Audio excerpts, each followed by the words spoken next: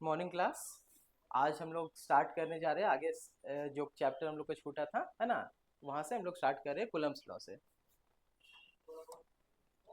देखिए electric charge क्या होता है।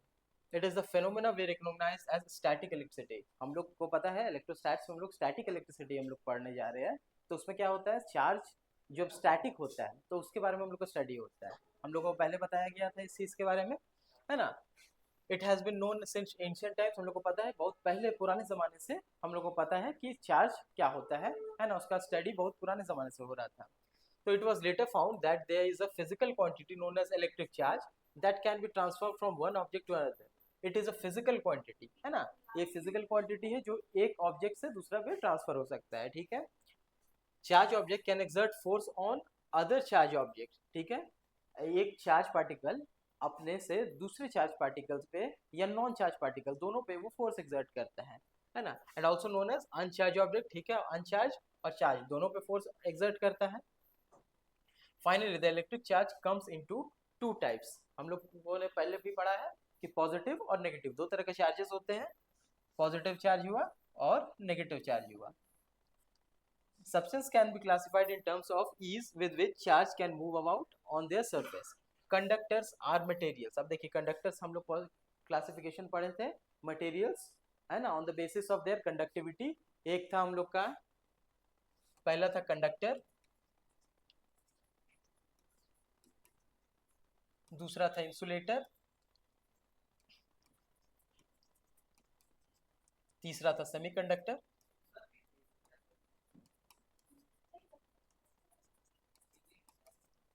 कंडक्टर बेस्ट कंडक्टिविटी करता है ना, वेल चार्जेस को पास होने देता है अपने थ्रू, वो बेस्ट कंडक्टर और बेस्ट कंडक्टिविटी शो करता है। इंसुलेटर वर्स्ट करता है, वो पास नहीं होने देता है अपने से चार्ज पार्टिकल को। और तीसरा है सेमीकंडक्टर। सेमीकंडक्टर है उसका कंडक्टिविटी जो कंडक्टर्स और इंसुलेटर के बीच में लाई करता है ना। वो पास होने देता है जरूर चार्ज को, लेकिन कुछ कम अमाउंट में, ठीक है। ये हम लोगों ने पढ़ा था।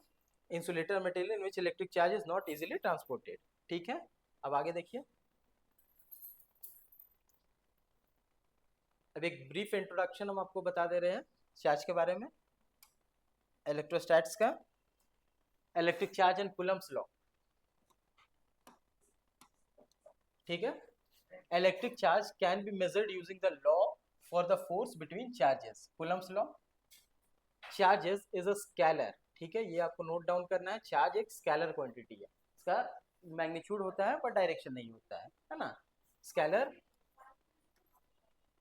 Has magnitude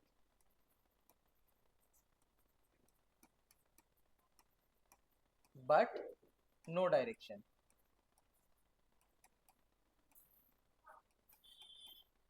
predefined,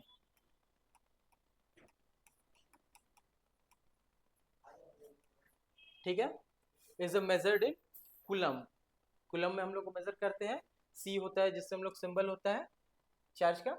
the coulomb is actually defined in terms of electric current, the flow of the electrons which is measured in amperes, ठीक है। फ्लो ऑफ करंट हम लोग जो अगले चैप्टर में, हम लोग आगे के चैप्टर में पढ़ेंगे करंट के बारे में। I is equal to current. Current क्या होता है, करंट सिंपली होता है फ्लो ऑफ चार्ज होता है। यहाँ पर हम लोग इलेक्ट्रोस्टैट्स में स्टैटिक चार्ज के बारे में स्टडी कर रहे हैं, लेकिन जब वो फ्लो करना शुरू होता है तो हम लोग उसको करंट बोलते हैं, है ना। फ्लो ऑफ इलेक्ट्रॉन को हम लोग करंट बोलते हैं। तो वही हम लोग को पढ़ेंगे, उसका यूनिट होता है एम्पियर, ठीक है। When the current in a wire is 1 ampere, the amount of charge that flows past given point in the wire is 1 second in 1 coulomb, ठीक है। आई क्या होता है, Q बाई टी, ठीक है, ये उसका फॉर्मूला हुआ। तो आई का यूनिट अगर हम लोग देखना जाएंगे तो Q charge per unit second, ठीक है। सेकेंड का टाइम का होता है सेकेंड, यूनिट होता है, और चार्ज का कूलम, ठीक है। तो आई का हो जाएगा एम्पियर, ठीक है, ये बात है। 1 ampere is equal to 1 coulomb per second, ठीक है। As we know that the charge are transferred by simple interaction, that is rubbing. हम लोगों ने पहले पढ़ चुका है इसी चीज के बारे में। It is negative charge which is transferred, and this charge is in the form of fundamental particles called electrons. Electrons जो हुआ हम लोग का नेगेटिव चार्ज हुआ और वो फंडामेंटल क्वांटिटी था। कहने का मतलब सबसे पहले डिस्कवरी इसी के बारे में किया गया था, और हर जो भी हम लोग को चार्ज के बारे में स्टडी करते हैं वो इलेक्ट्रॉन के रेस्पेक्ट में करते हैं। वो एक नेगेटिव चार्ज हुआ, तो इसी कारण से हम लोग ये electron is a fundamental quantity. Charge of an electron is 1.602 into 10⁻19 coulomb. Simplicity के लिए हम लोग लेते हैं एग्जाम्पल 1.6 इंटू 10⁻19 कूलम, सिंपली हम लोग लेते हैं सॉल्व करने के लिए न्यूमेरिकल्स के लिए। ठीक है,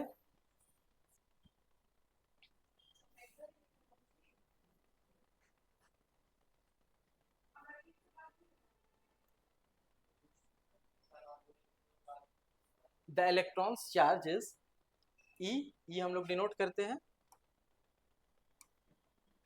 ई से डिनोट करेंगे हम लोग। The proton has a charge plus E. ठीक है, प्रोटॉन हम लोगों ने पहले पढ़ चुका है कि इलेक्ट्रॉन का अपोजिट उसको हम लोग कंसिडर करते हैं उसका चार्ज, तो माइनस ई अगर इलेक्ट्रॉन का है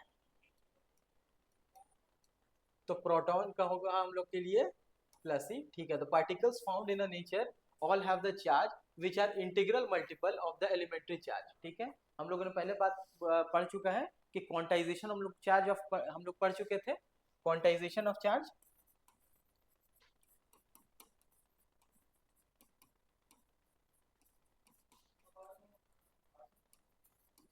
क्वांटाइजेशन ऑफ चार्ज क्या होता है हम लोगों ने पहले भी इसको पढ़ चुका है। उसमें क्या होता है कि हम लोग जो भी एक चार्ज पार्टिकल है उसको इंटीग्रल मल्टीपल में हम लोग उसको डील करते हैं। जैसे कहने का मतलब है Q is equals to N into E, Q is equals to plus minus N into E. ठीक है, ये प्लस माइनस डिनोट करता है कि अगर पॉजिटिव चार्ज है तो उसके लिए प्लस एन ई होगा, है ना। Q is equals to n e हो सकता है, या तो Q is equals to minus n e हो सकता है। ठीक है, अगर नेगेटिव चार्ज के केस में, ये पॉजिटिव चार्ज के केस में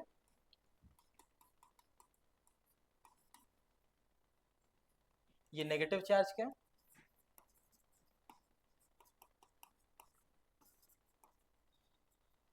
अगर हम लोग इसका सिंबल लेंगे। ठीक है, और मास ऑफ इलेक्ट्रॉन क्या होता है 9.1 इंटू 9.1 हम लोग सिंप्लिसिटी के लिए लेंगे। Mass of electron is equals to 9.1 into 10 to the power minus 31 kg। ठीक है, इतना मास होता है इलेक्ट्रॉन का, ये हम लोगों ने प्रीवियस चैप्टर में भी पढ़ चुका है और लोअर क्लासेस में भी इसके बारे में आप लोगों को पता है। ठीक है, अब आइए कूलम्स लॉ के बारे में। कूलम्स लॉ क्या होता है?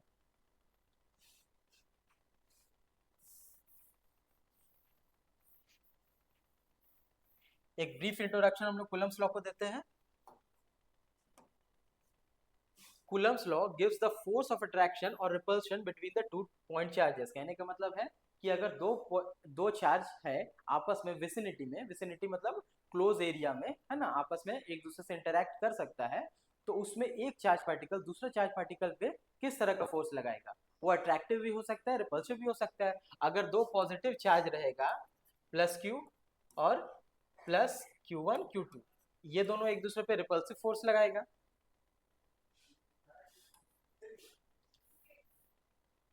प्लस Q1 और प्लस Q2, ये दोनों आपस में रिपल्सिव फोर्स लगाएगा।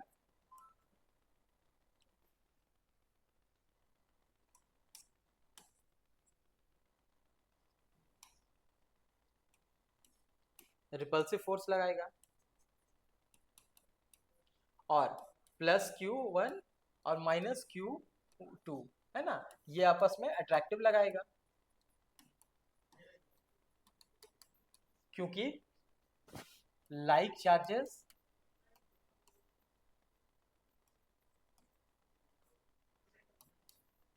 Repel each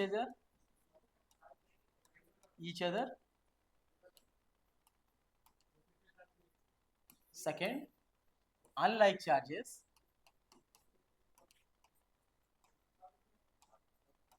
attract each other।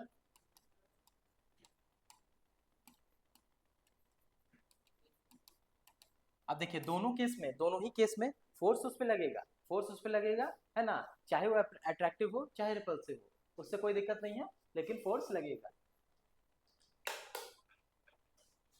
है ना। ये बात है आप लोग को जानना है। ठीक है, if 2 point charges q1 and q2 are separated by a distance r, then the magnitude of the force is,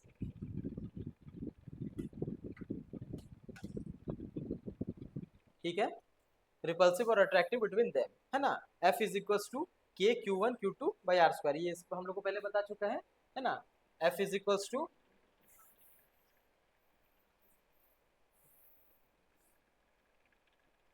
F is equal to Coulomb's force k q one का मैग्नीट्यूड क्यू टू का magnitude by r square क्या है, distance between them, है ना। और के का value क्या था, 9 इंटू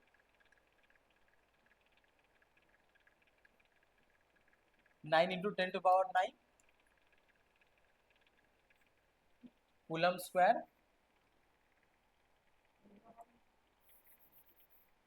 के का याद रखिए 1/4 पाई एप्सिलॉन नॉट होता है इसका वैल्यू, ठीक है। अब इसको हम लोग डिवाइस कर सकते हैं, ठीक है, where k is equal to 9 into 10⁻9 newton metre square per coulomb square, ठीक है। अब आगे देखिए,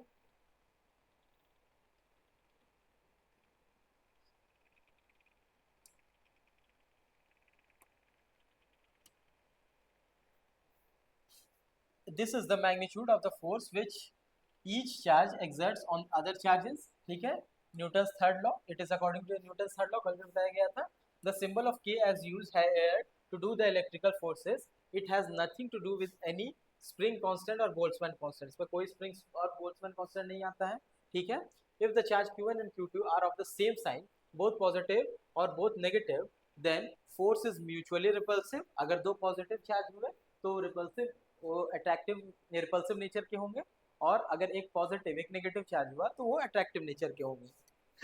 point away from each other, if the charges are of opposite sign, one positive one negative, then the force is mutually attractive and the force of each charge towards each other, this is called, this is illustrated in figure 1.1, the constant 1.3 is given as k is equals to 1/4 pi epsilon naught, ये हम लोग को पहले भी पढ़ चुका है, ठीक है। इसका वैल्यू एप्सिलॉन का 8.85 इंटू 10⁻⁻12 कूलम स्क्वायर पर न्यूटन मीटर स्क्वायर, ठीक है, ये हो गया।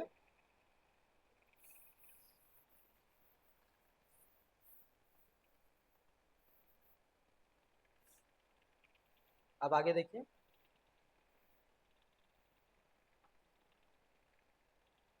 अब इससे रिलेटेड कुछ हम लोग क्वेश्चंस देख लेते हैं जो हर कॉम्पिटिटिव एग्जाम में आप के लिए यूजेबल होगा, हर कॉम्पिटिटिव एग्जाम में ये पूछा जाता है ना, ठीक है। अब देखिए Q1 अगर एक फोर्स हुआ Q1,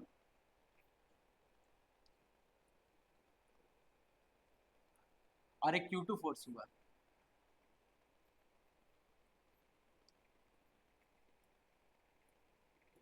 इसके कारण फोर्स Q1 के कारण ये F फोर्स आ रहा है, इसके कारण भी F फोर्स आ रहा है ना, ठीक है। अब दोनों के बीच का डिस्टेंस R है ना। अब देखिए आगे, और एक और, ये रिपल्सिव नेचर के हैं,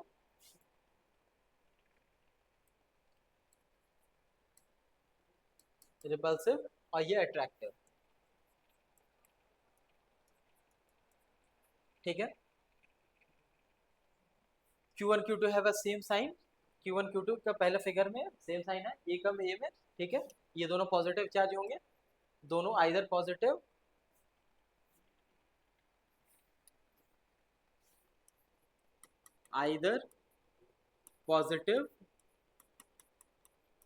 और नेगेटिव, बोथ चार्जेस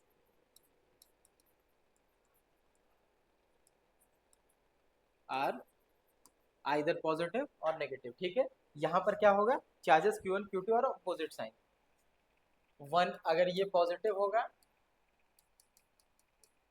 तो ये नेगेटिव होगा, और अगर ये पॉजिटिव होगा तो ये नेगेटिव होगा, ठीक है, तब ये दोनों के बीच में अट्रैक्टिव फोर्स लगेगा, है ना। अब देखिए आगे।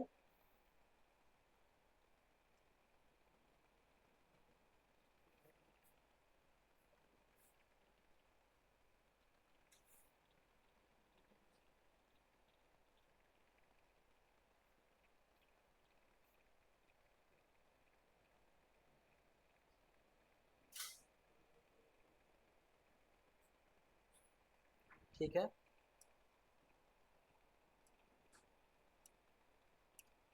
अब देखिए, when several point charges are present, ठीक है, अगर एक, दो या दो से ज्यादा चार्ज प्रेजेंट होगा तो क्या होगा, the total force on a particular charge q not is the vector sum of the individual force gotten from the Coulomb's law, ठीक है। thus electric forces have a superposition property, कल हम लोगों ने पढ़ा था प्रॉपर्टी ऑफ सुपरपोजिशन, ठीक है, प्रॉपर्टी ऑफ सुपरपोजिशन कि all the charges are added, vector sum होता है ऑफ ऑल फोर्सेस, ठीक है, ये हम लोगों ने पढ़ा था। For the continuous distribution of a charge, for a continuous distribution of charges we need to divide up the charge distribution into infinitesimal pieces and add up the individual forces to get integral of the net sum। कहने का मतलब है हम लोग ने total एक तो force निकाल दिया है, टोटल मान लीजिए अगर फोर्स है ना,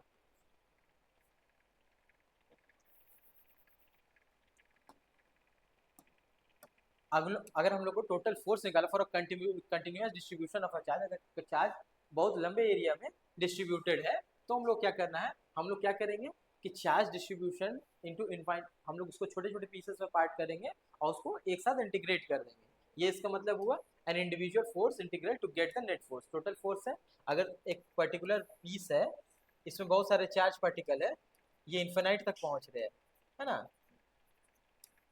तो हम लोग क्या करेंगे, इसके छोटे चार्जेस पार्टिकल हम लोग लेंगे, छोटा डिस्टेंस, है ना, और इसको हम लोग टोटल इंटीग्रेट कर देंगे, है ना, तो हम लोग को नेट फोर्स आ जाएगा, ठीक है।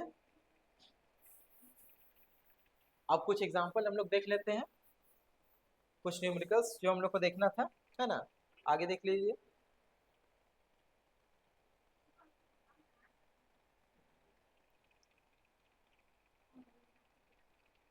ठीक है, वर्कड एग्जांपल क्या होगा, इलेक्ट्रिक चार्ज के केस में देखिए आप, what is the total charge of 75 kg of electrons, ठीक है, एक क्वेश्चन हम लोग को दिया गया है कि टोटल चार्ज है हम लोग का 75 kg of an electron, what is the total charge, हम लोग को टोटल चार्ज निकालना है और मास दिया हुआ है, टोटल चार्ज निकालना है ना, total charge to be find out given mass, mass कितना दिया है 75 kg, ठीक है, ये दिया हुआ है। अब देखिए, हम लोगों ने पढ़ा अभी कुछ देर पहले ही हम लोगों को देखा है कि मास ऑफ वन इलेक्ट्रॉन क्या होता है, 9.1 इंटू 10⁻³ मास क्या होता है इलेक्ट्रॉन का, सिंप्लिसिटी के लिए हम लोग लिए 9.1 इंटू 10⁻³ kg, ठीक है, ये आ गया हम लोग को। सो फार द मास इज 75, हम लोग को गिवन मास क्या है 75 kg निकालना है, 75 kg मास गिवन है, कंटेन्स, अब कहने का मतलब है the mass of one electron, अगर हम लोग को 9.1 kg है, इतना मास है हम लोग का एक इलेक्ट्रॉन का, तो हम लोग को निकालना है कि मास टोटल 75 kg में कितना चार्जेस है, ठीक है, तो टोटल एन से हम लोग निकालेंगे, एन क्या होगा, मास टोटल गिवन मास, है ना, given mass n is equals to given mass by mass of electron, electron, अब इसको डिवाइड कर दिया तो नंबर क्या आ गया, टोटल नंबर ऑफ इलेक्ट्रॉन कितना आ गया हम लोग को, नंबर ऑफ इलेक्ट्रॉन क्या हो गया 75 kg बाय 9.1 इंटू 10⁻³ अब इसको डिवाइड कीजिएगा, आ जाएगा आपको, है ना, 7, सिंप्लिसिटी के लिए आप डिवाइड कीजिए 7 बाई 9.1 से डिवाइड कर दीजिएगा, आएगा 8.23 इंटू 10⁻³ इलेक्ट्रॉन्स, कहने का मतलब इतना सारे इलेक्ट्रॉन्स उसमें प्रेजेंट है, नंबर कितना है 8.23 10 to the power 31 electrons. The charge of one electron is 1.6 into 10 to the power minus 19 coulomb, so that the total charge of n electron is, ठीक है। अब इतना सारे इलेक्ट्रॉन्स हम लोग का आ गया। अब एक इलेक्ट्रॉन का हम लोग को चार्ज पता है वो कितना होता है 1.6 into 10 to the power minus 19 coulomb, so the total charge, अब टोटल चार्ज कितना होगा, जितना नंबर ऑफ इलेक्ट्रॉन है उससे हम लोग मल्टीप्लाई करेंगे। हम लोगों ने पढ़ा था क्वांटाइजेशन ऑफ चार्ज के लिए, Q is equal to n into E, है ना। यहाँ पर n इंटू ई हो जाएगा, क्योंकि n हम लोग टोटल चार्ज निकाले हैं, कितना चार्ज था n हम लोग कितना निकाले हैं 8.23 into 10 to the power 31 into charge of one electron कितना है 1.6 into 10 to the power minus 90 coulomb, है ना। ठीक है इतना। अब इसको कैलकुलेट आप आपस में कर दीजिएगा, Q is equal to minus n e, तो आ जाएगा -1.32 into 10 to the power 13 coulomb. ये हो गया हम लोग का टोटल चार्ज। ठीक है, ये सिंपल एक क्वेश्चन है आप लोग को क्वांटाइजेशन ऑफ चार्ज से। ठीक है, अब आगे देखिए।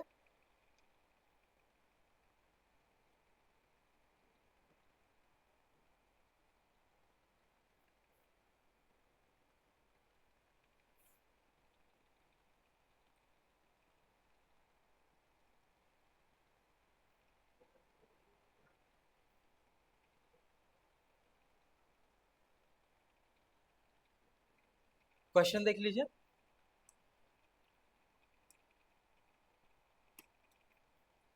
How many electron would have to be removed from a penny to leave it with a charge of 1 into 10 to the power minus 7 coulomb. ये पहला पार्ट हो गया आपका क्वेश्चन का, है ना। ये और दूसरा पार्ट क्या है, to what fraction of the electron in the penny does this correspond. अब पेनी हैज, अब देखिए पेनी का मास दिया हुआ है, पेनी हैज अ मास ऑफ 3.11 ग्राम, इसका मास गिवन मास है। कहने का मतलब आप एक मास पर्टिकुलर ले लीजिए, है ना। कहने का वो चाह रहा है कि एक पर्टिकुलर बॉडी का मास आपको गिवन मास दिया हुआ है 3.1 ग्राम का है। Assume it made it entirely of copper, copper का एक ऑब्जेक्ट है जिसका मास आपका दिया है 3.11 ग्राम। ठीक है, अब इसके बारे में देखिए आप आगे।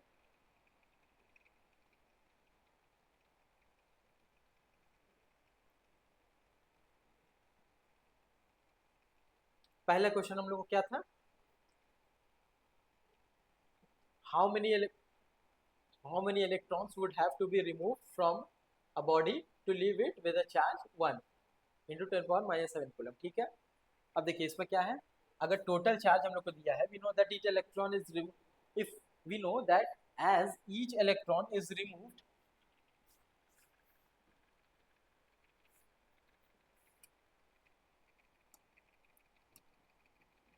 as each electron is removed from the penny picks up a charge of 1.6 into 10 to power minus 19 coulomb. ठीक है, इतना चार्ज हुआ हम लोग इलेक्ट्रॉन का। अगर एक इलेक्ट्रॉन का हम लोग को चार्ज पता है 1.6 into 10 power minus 19 coulomb, so to be left with given charge we need to remove n electron।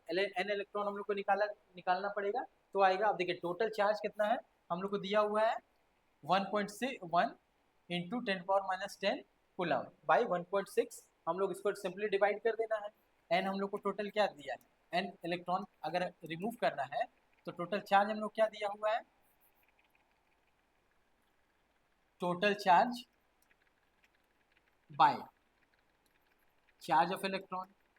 Simple यही करना है ना। चार्ज कितना दिया हुआ है इलेक्ट्रॉन का, टोटल चार्ज है 1.0 into 10 to power minus 7 coulomb divided by 1.6 into 10 to power minus 19 coulomb. ठीक है, अब टोटल नंबर आप इसको कैलकुलेट करेंगे 6.2 इंटू 10 पावर 11 आ जाएगा, नंबर आ गया।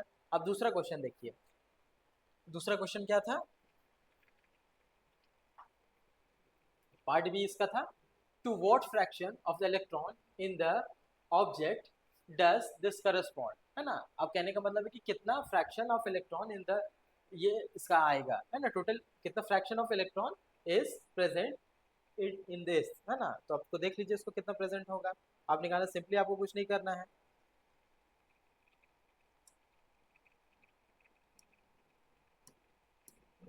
देखिए we will need to total number of electron हम लोग निकाल चुके हैं, है ना। ये टोटल नंबर है। अब टोटल नंबर का इलेक्ट्रॉन जितना है उसको क्या करना है हम लोग को, अगर एक न्यूट्रल ऑब्जेक्ट है हम लोग इसको न्यूट्रल मान देंगे, उसमें चार्ज दिया नहीं है, तो find we need to find the number of copper atom in the penny and use to fact that each neutral atom contains 29 electrons, ठीक है। To get the mole of the copper, है ना, divided मास, है ना, given मास, हम लोग पहले मोल निकालना है। मोल का कंसेप्ट हम लोग ने पढ़ चुका है केमिस्ट्री में। मोल क्या होता है? Number of moles is equal to given mass by molar mass. Molar mass copper का होता है, कॉपर दिया हुआ है इसलिए कॉपर का 29 होता है, ठीक है। अब इसको डिवाइड हम लोग सिंपली कर देंगे। 3.1 ग्राम गिवन मास 6, कॉपर 29 इलेक्ट्रॉन है, कॉपर का मास होता है 63.54,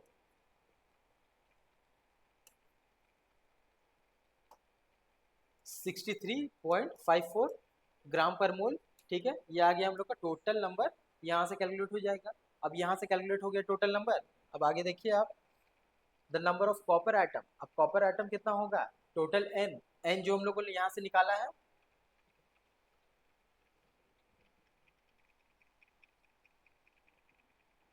एन यहाँ से जो हम लोगों ने निकाल चुका है 4.8 इंटू 10⁻⁻² मोल। अब ये आ गया इंटू मल्टीप्लाई हम लोग को कर देना है दोनों को। एवोगाड्रो, ये एवोगाड्रो नंबर है,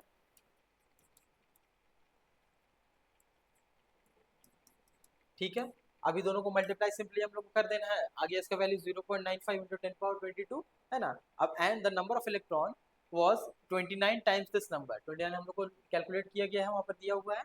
तो n is equal to, n is equal to 29 into C U, जितना मास है आया है, जितना एन यू कॉपर का, उसको हम लोग को सिंपली मल्टीप्लाई कर देना है 29 से। ये आ जाएगा 8.55 इंटू 10⁻23, ठीक है। इस क्वेश्चन को एक से दो बार आप देखिएगा तो आपको कंप्लीटली ये समझ में आ जाएगा।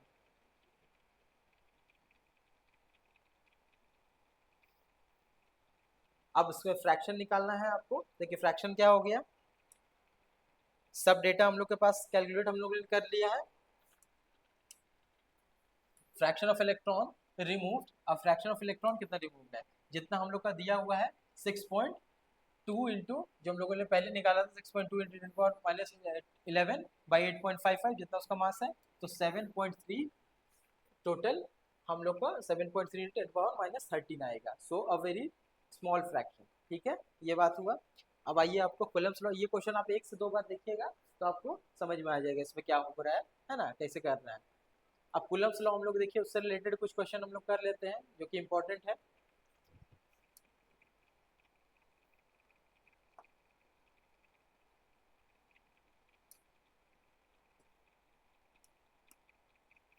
कुल देखिए, अब एक क्वेश्चन दिया हुआ है, a point charge 3 into 10⁻⁻6 coulomb is 12 centimetre distance from a second point charge of 1 -1.5 into 10⁻⁻6 coulomb, calculate the magnitude of force.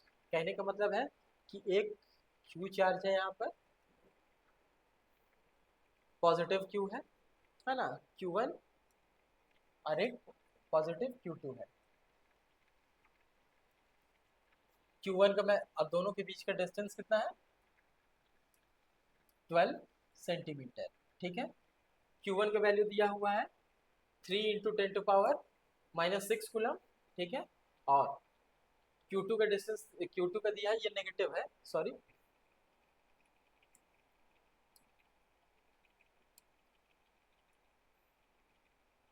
-Q2, ठीक है। इसका वैल्यू दिया हुआ है 1 -1.5 इंटू 10⁻�6 कूलम, ठीक है। अब दोनों के बीच का डिस्टेंस क्या है, 12 सेंटीमीटर, है ना। अब हम लोग को, ये हम लोग को पता है कि अब दोनों के बीच में एक पॉजिटिव चार्ज है, एक नेगेटिव है, तो दोनों के बीच में हम लोग को अट्रैक्टिव फोर्स लगेगा, दोनों के बीच में अट्रैक्टिव फोर्स लगेगा, ठीक है। अब देखिए इसको बाद, being opposite sign the two charges attract each other and the magnitude of the this force is given by Coulomb's law. अब हम लोग कूलम्ब्स लॉ से निकालेंगे। कूलम्ब्स लॉ का फॉर्मूला क्या हम लोग का था, F is equals to K magnitude of Q1 magnitude of Q2 by r square, क्योंकि फोर्स हम लोग जब भी हम लोग कैलकुलेट करते हैं तो हम लोग सिंपली चार्ज का मैग्नीट्यूड लेंगे, हम लोग को उसका वैल्यू से ही मतलब रहता है, वो क्या उसमें नेगेटिव चार्ज है पॉजिटिव चार्ज है, इसे हम लोग नहीं देखते हैं। हाँ, हम लोग नेगेटिव पॉजिटिव से हम लोग को ये पता चलता है कि फोर्स अट्रैक्टिव है ना, या रिपल्सिव है, ये हम लोग सिर्फ उसमें देखते हैं। तो इसका इसमें वैल्यू डालिए सीधा, के का वैल्यू है, के हम लोग लेंगे 9.0 into 10⁻, minus, sorry, 9 9 into 10⁻9 into Q1 का वैल्यू क्या है 3.0 इंटू 10⁻6 इंटू 1.5 इंटू 10⁻6 बाई 12। अब 12 है ये हम लोग को सेंटीमीटर में दिया हुआ है, इसको कैलकुलेट करना है हम लोग को मीटर में। तो 12/100 करेंगे, या इसको सिंपली लिख सकते हैं हम लोग 12 इंटू 10⁻2 मीटर। ठीक है, अभी मीटर में कैलकुलेट होता है क्योंकि हम लोग को मीटर में उसको वैल्यू आना, सेंटीमीटर अगर दिया होगा या मिलीमीटर दिया है, डेसीमीटर दिया है, सबको हम लोग को मीटर में चेंज करना है क्योंकि मीटर हम लोग को स्टैंडर्ड क्वांटिटी है ना। तो अब इसको सिंपली मल्टीप्लाई करिए, 3 इंटू 1.5 इंटू -6 इंटू 6 -12 हो जाएगा 2.81 न्यूटन आएगा इसका आंसर फाइनल कैलकुलेशन में। अब कैलकुलेशन में कर दीजिएगा, फाइनल आंसर 2.81 आएगा। ठीक है, each charge experiences a force of attraction of magnitude 2.81, attractive force दोनों के बीच में होगा 2.81 न्यूटन का। ठीक है, अब आगे देखिए,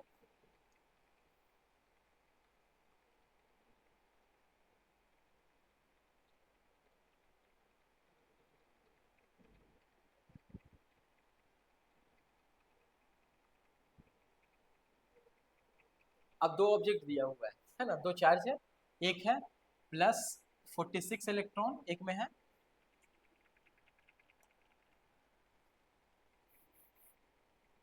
+46 इलेक्ट्रॉन और +46, दोनों एक दूसरे से कांटेक्ट में रखा हुआ है। रेडियस एक दोनों का है 5.9 इंटू 10⁻6 मीटर। ठीक है, ये उसका हो गया रेडियस, है ना। ये रेडियस जो है दिया हुआ है वो ये है। अब देखिए सिंपल पिक्चर हम लोग को दिखाया है आफ्टर फिजन, ये फिजन रिएक्शन के बारे में दिया, uniformly charge spheres are touching, एक दूसरे से वो लोग टच कर रहे हैं। तब देखिए इसके बाद है क्या है,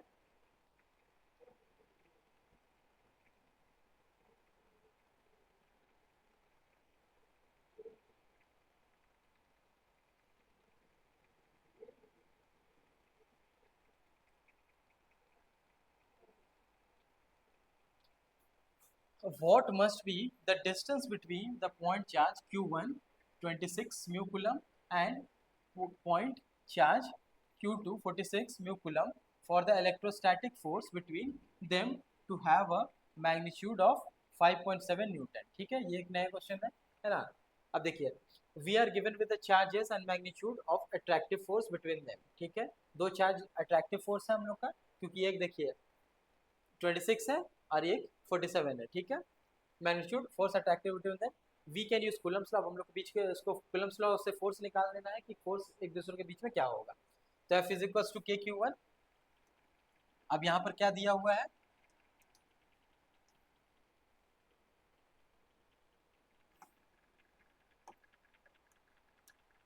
यहाँ फोर्स हम लोग को दिया हुआ है, हाँ गिवन फोर्स क्या है देखिए, distance between what must be, हम लोग यहाँ पर आर निकालना है, Q1 दिया हुआ है and the point charge Q2 for the electrostatic force between them to have a magnitude.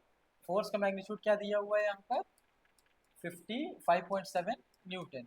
ठीक है, Q1 दिया हुआ है 26 इंटू 10⁻⁻6 कूलम, म्यू का वैल्यू होता है 10⁻⁻6 कूलम मीटर। ठीक है, इसमें कूलम में दिया हुआ है ना। और देखिए Q2 का वैल्यू क्या है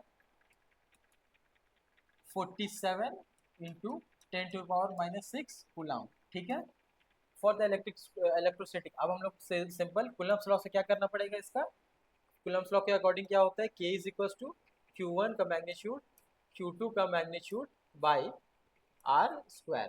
तो यहाँ पर हम लोग को आर स्क्वायर का वैल्यू निकालना है, इस साइड आर स्क्वायर को ले जाइए, तो क्या होगा K Q1 Q2 by F. ठीक है, सिंपली अब इसको डिवाइड करना है हम लोग को, r square is equal to 8.9, या आप सिंपल इसको 9 ले लीजिए, 9 इंटू 10⁻9। ठीक है, 26 इंटू 10⁻6 जो हम लोगों ने दिखाया है, फिर 47 इंटू 10⁻6 1.93, अब 5.7 हो गया। अब इसका रेडियस, अब आर स्क्वायर का वैल्यू आ गया, आर स्क्वायर का वैल्यू क्या आ गया 1.93 मीटर स्क्वायर। ठीक है, ये आ गया। अब क्या हम लोग को आर का वैल्यू निकालना है, तो सिंपली इसका रूट ओवर कर देंगे हम लोग, तो 1.93 का रूट क्या होगा, है ना 1.39 आ जाएगा, इसको आप कैलकुलेट कर लीजिएगा तो ये मीटर्स में आ जाएगा। ठीक है, ये इतना क्वेश्चन रहा आज कूलम्स लॉ के लिए, बाकी सारे क्वेश्चन है इसको हम लोग कल देखेंगे, है ना। और भी जो इजी क्वेश्चन है इसके, या जो बोर्ड्स में जेई में आते हैं क्वेश्चन, इसके बारे में हम लोग डिस्कस करेंगे। तो आज के लिए इतना ही रखते हैं, फिर आगे हम लोग कल कंटिन्यू करेंगे। ठीक है, थैंक यू।